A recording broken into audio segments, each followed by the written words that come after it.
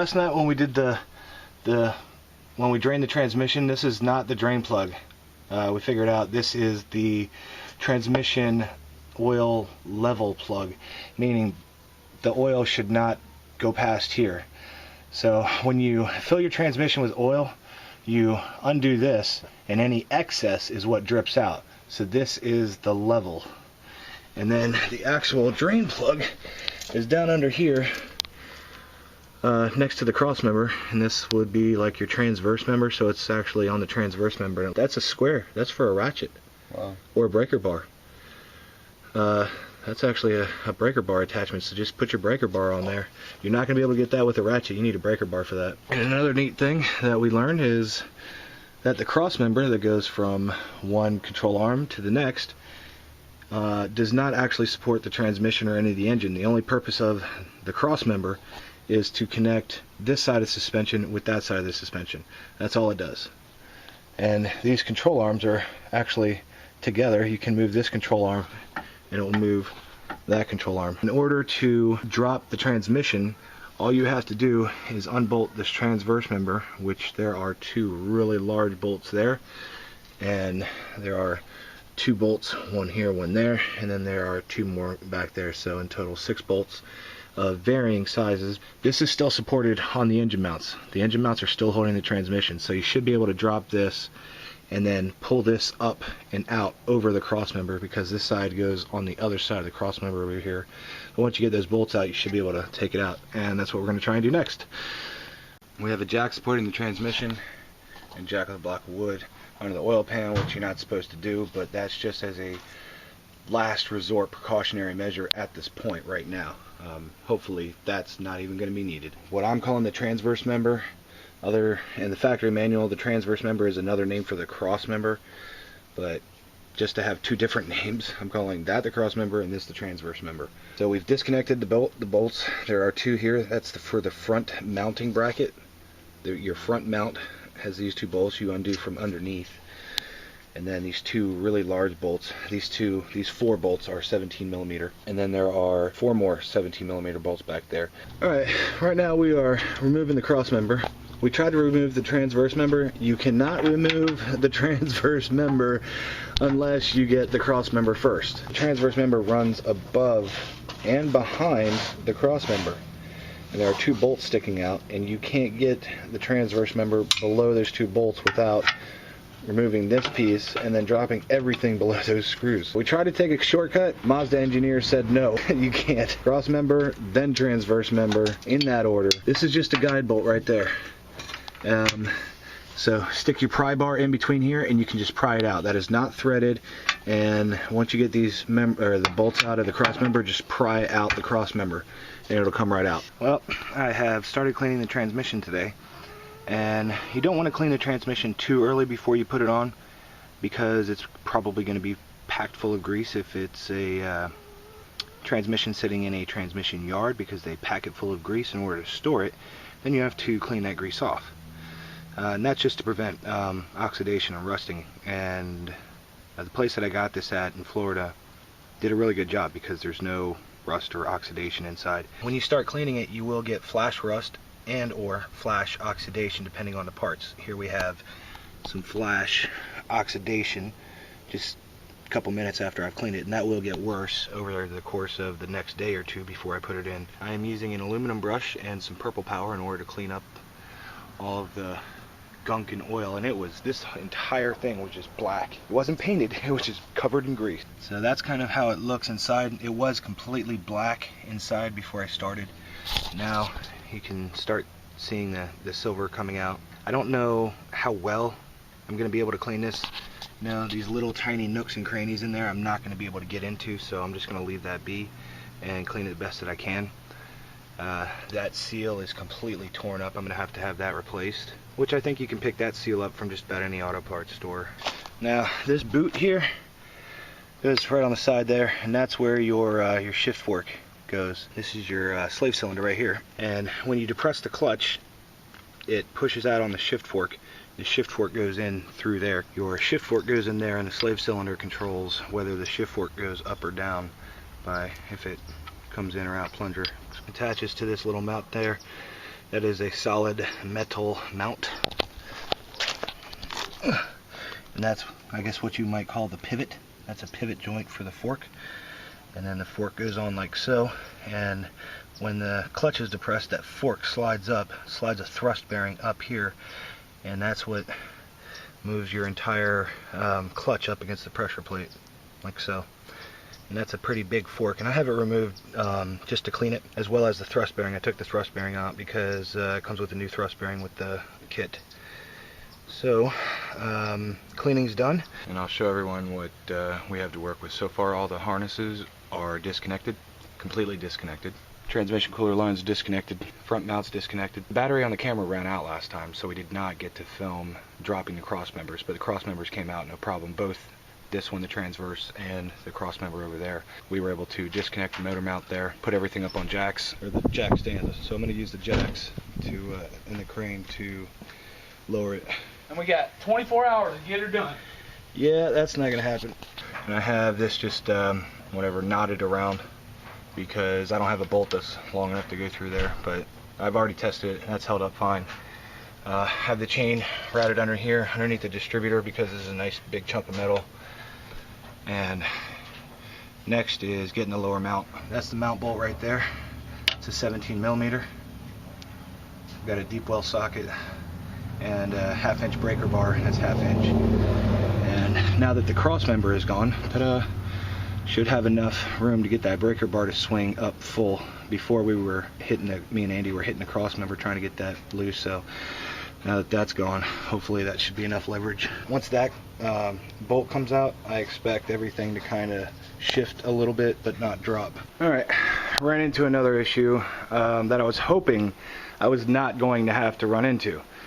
The exhaust is going to have to come off from the header to the flex pipe. That whole section is going to, well, let's just call it the downpipe. The downpipe section is going to have to come off because there are bolts in the side of the transmission behind where the exhaust goes. So you're going to have to take those off.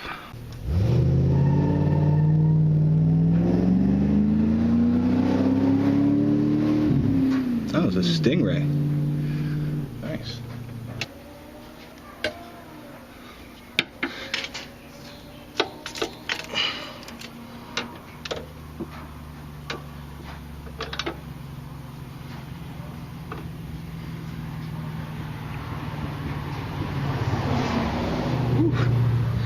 That is a nice looking car. I don't recommend using an extender on this because it's going to shear the extender right off. There's just way too much torque for an extender.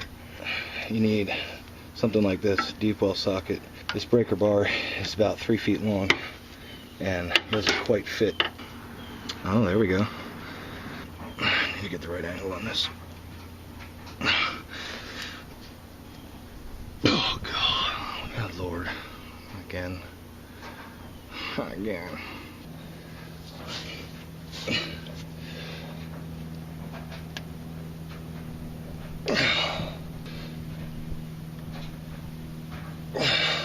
I think it's moving, but I need a PB blaster.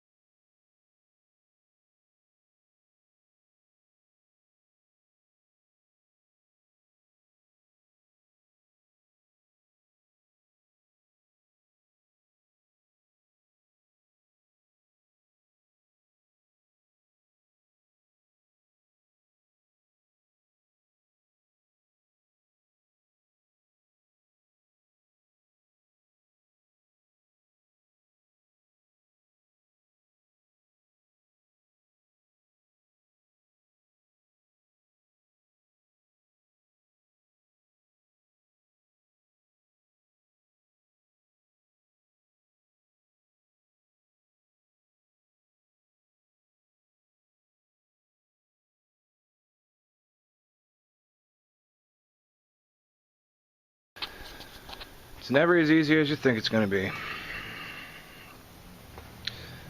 The bolt to that mount is stripped. There are 3 mounts. There are 3 bolts. 2 on the transmission side, 2 on the engine side. It's a common mount. One side's for the engine, one side's for the transmission. Split off in a Y formation kind of.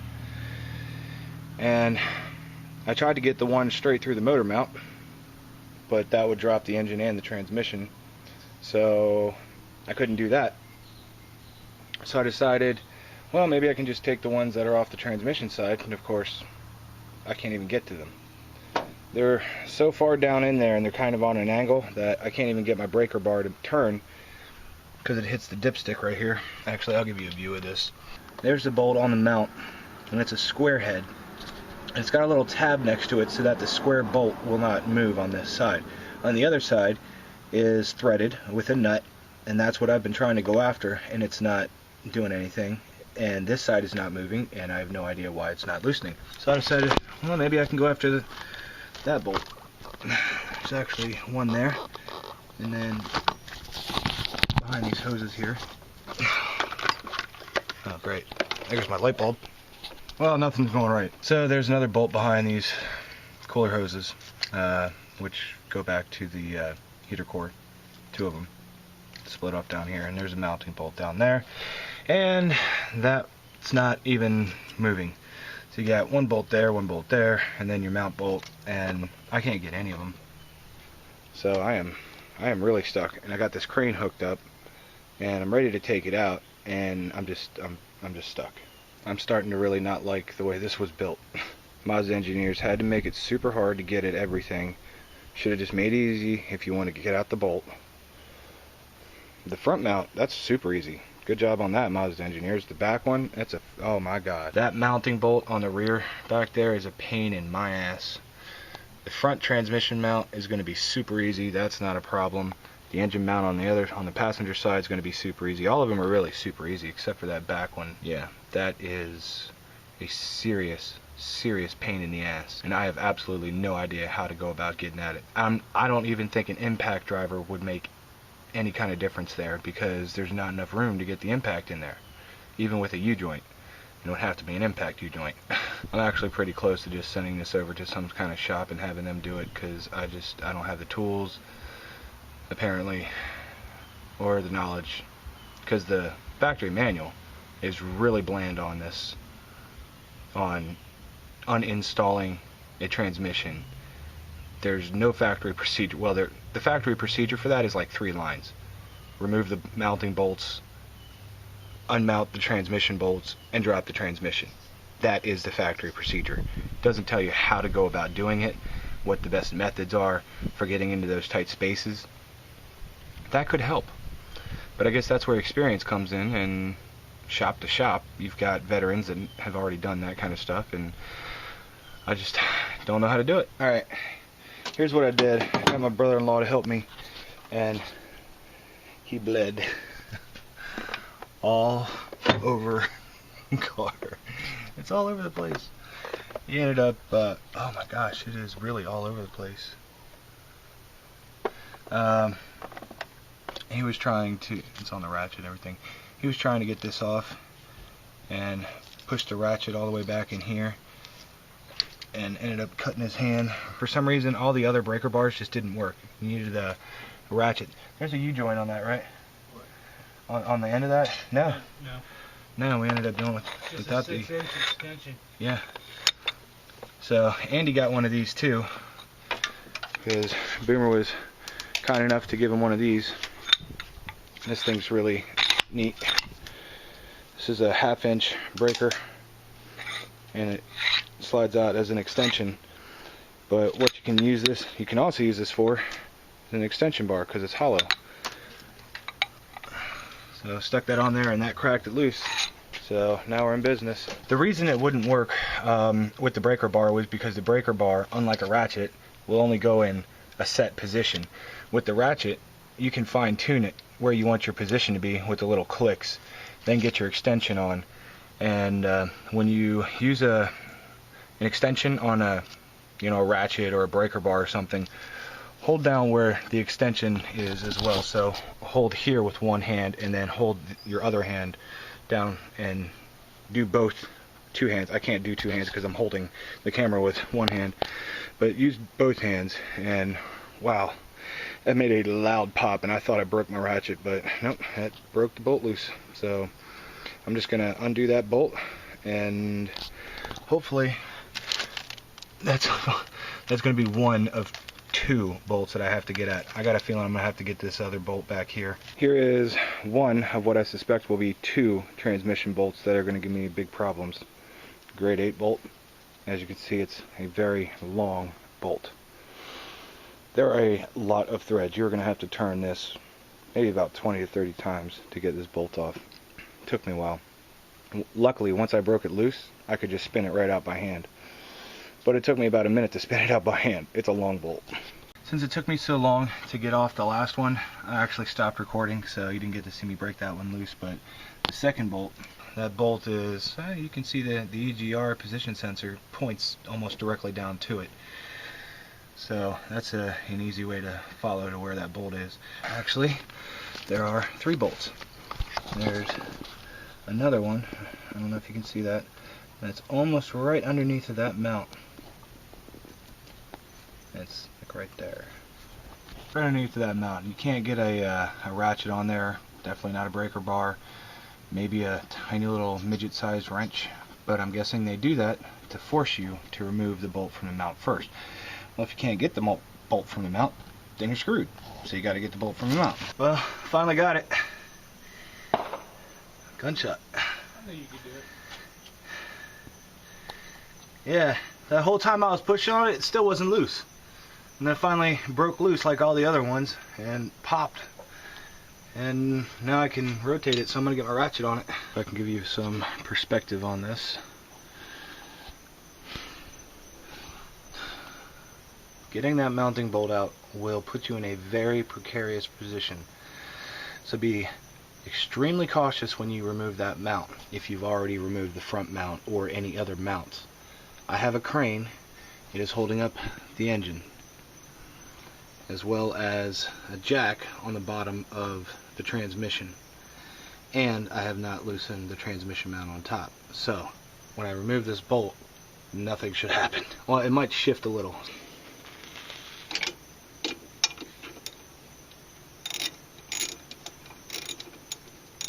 Chances of just being able to pop that straight through are kind of low. You might have to hit it with a hammer and then hope it shoots out the other side, which rarely happens when it's a mount that has pressure on it. So you're going to have to grab it from the other side and try and rip it out.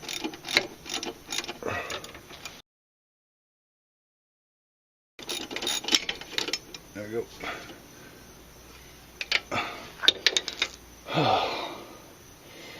Alright, now put a hammer on it and smack it through.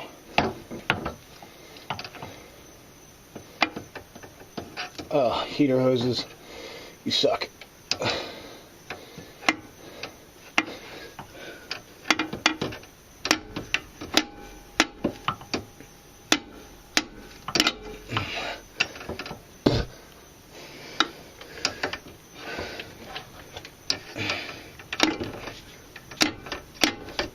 It's going. Oh man, stupid heater, man. Hey, Mazda engineers. Oh wow. You know I'm gonna have to smack this thing, so why would you put 2 hoses right here? You couldn't put them up, 5, 6 more inches up? No. Had to put them right in the way.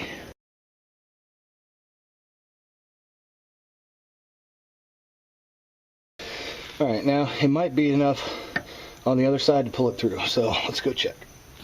Well, as you can see, right in the middle of the screen, that bolt has popped out just enough for me to maybe get the end of my claw hammer on that and start prying it out, or a pry bar. And I think we're going to do this. When Andy was here, he bought a set of pry bars up at the local auto store and was kind enough to let me borrow one, which is a medium length, and that seems to be kind of the perfect size here. So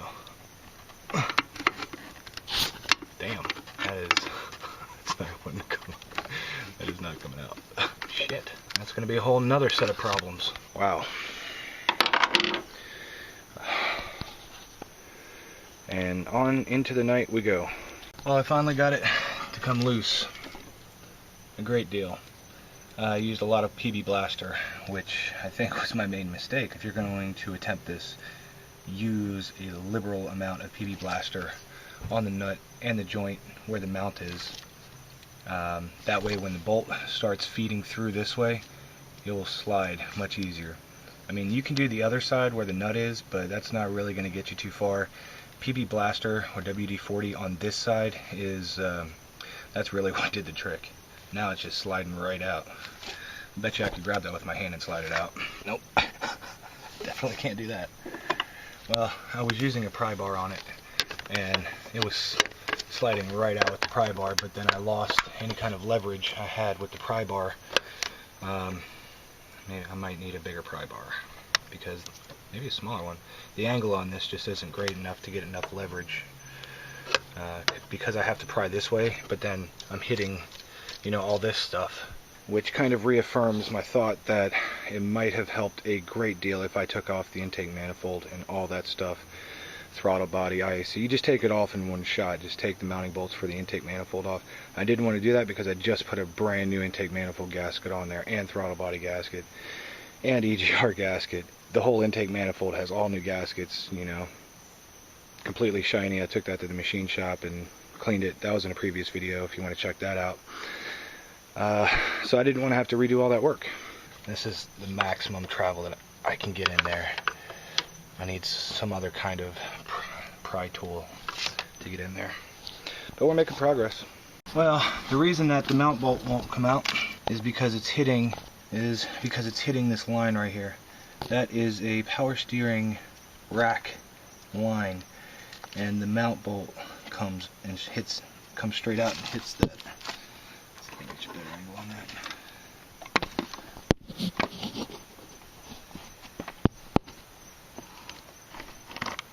So as you can see, it comes straight out and hits that, so you have to remove the power steering line. And when you do that, all your power steering fluid is probably going to come out too. So you have to take that out, move it to the side, pull your bolt out, and replace the line. And the bolt on that power steering fluid line is 11/16 or 16 millimeters, and don't forget to put your drain pan underneath of it. Sometimes it's better to just take a step back, wait for the next day when it's nice and sunny. You've got a lot more light to work with and a fresh mind. So you have to remove this. Then when you do, use your left hand and grip it like a hook around here and pull it back as you use your right hand to pull the nut out or the bolt out. And that worked the very first time. Voila. I guess you just need to know the correct procedure, or maybe just not take so long to get the correct procedure in your mind. Which I found that the threads on the end were crushed, which is why I was having such a big problem on that side and why it wasn't turning off. But once I finally got it broke loose, it just came right off. Once you get it on this side, undo that, hook it, pull it up, use your other hand, pull out the bolt. This whole process, if you do it right, will probably take you about 10 minutes. Unfortunately, it's taken me about 3 or 4 hours. It was a pain in the ass, it really was. This whole chassis right here, this front part, is actually called a radiator support beam. And you can buy this entire front part here as a radiator support beam. You can get those on Rock Auto. And that's for body shops in case you have a front end collision and it pushes all your stuff in. They just, they'll just cut out that part.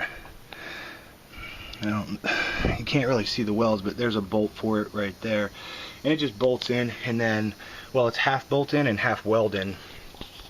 Like these front supports for the grill here, those have to be welded on. I have been in a front end collision, as you can see. That's kind of what the weld looks like, and this is silicone. I can tell because it's rubbery, you can push on it, and then they just paint right over that, and that's to prevent the welds from corroding. So just FYI, in case you get in a front end collision, definitely repairable, just a scratch.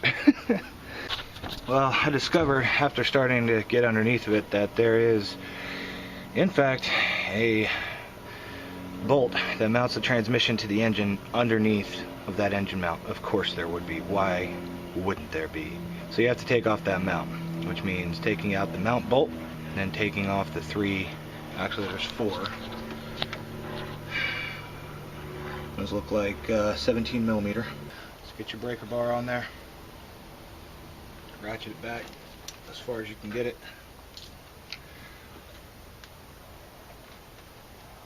Oh, there we go. Oh man.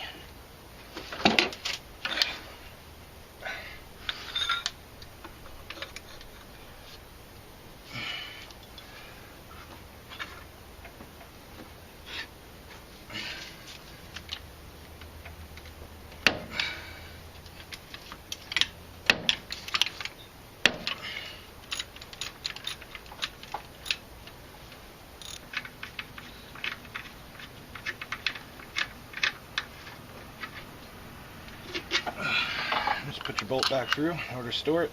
Here's your nut with your stay. Kind of a weird shape. It's because on the other side this little tab will lock so that you can get enough leverage to unscrew that. And that is your automatic transmission front mount bolt. I don't know if it's going to be the same on the manual, probably, but just good to detail that. Yeah, that's going to be 14.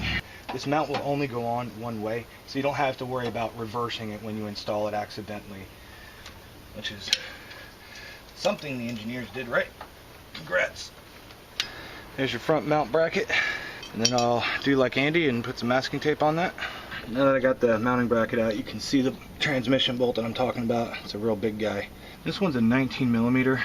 Oh, you're not going to believe this, but there wasn't much torque on it at all. I mean, there's like almost no torque on it. I just broke it with a ratchet. It's okay. I'm down with that.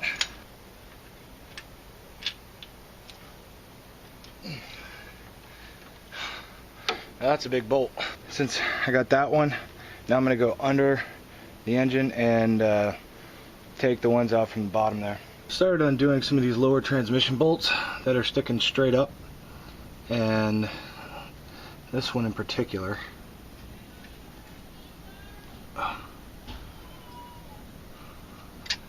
Look how long that bolt is.